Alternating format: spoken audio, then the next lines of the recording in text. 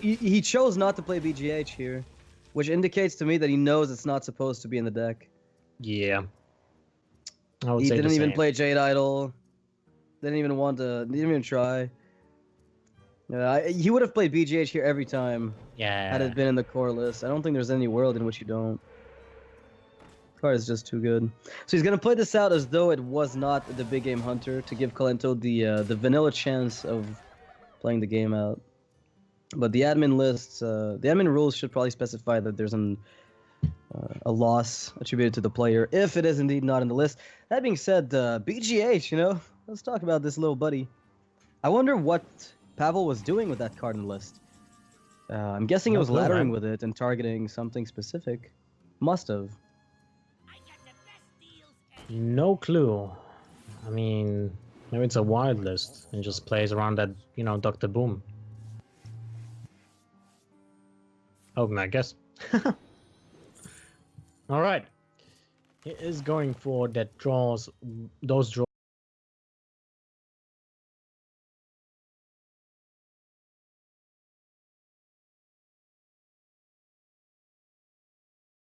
with the auctioneer. Tries to find himself that Jade package. Yeah, there's no way he would not have played the BGH here, I think. Unless he's not playing around Bloodlust at all.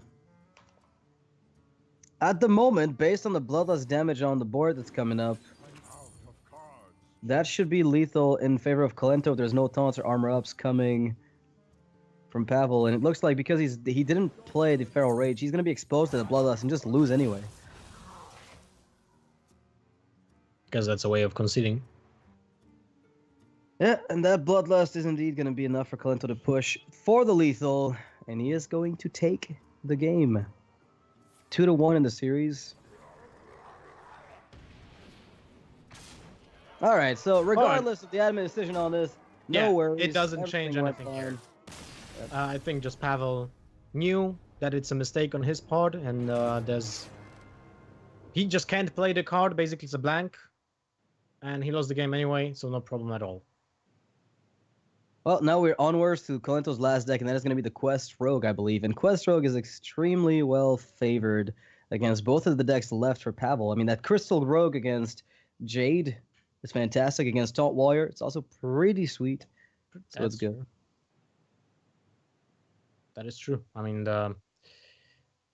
unless the Rogue just hits banks, which can happen with combo decks, we have seen it more than often to just draw all the bounce cards without anything actually anything valuable to bounce, and just can't make the quest profitable for you. Or the other way around, you draw all those 1-drops and never draw any bouncing cards, which is also problematic. So it's even worse.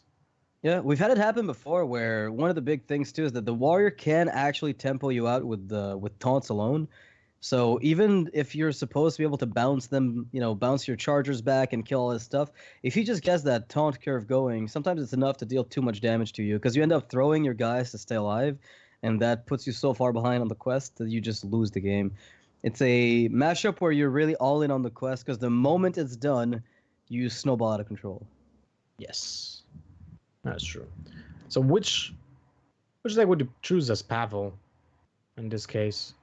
Doesn't matter. Probably Taunt Warrior. I think Taunt Warrior is better, but since you have to beat it with both in a Conquest format, it just for morale, I'd probably play Taunt Warrior instead.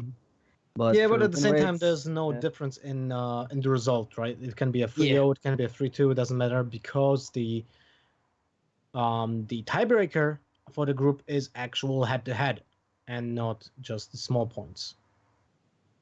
Yeah, so Pavel here can queue whatever he wants. It's all right. I mean, Druid has the BGH, so you're probably going to go for the Warrior anyway. Might remove it to put back the list that he had initially when submitting the deck list on the 9th of May.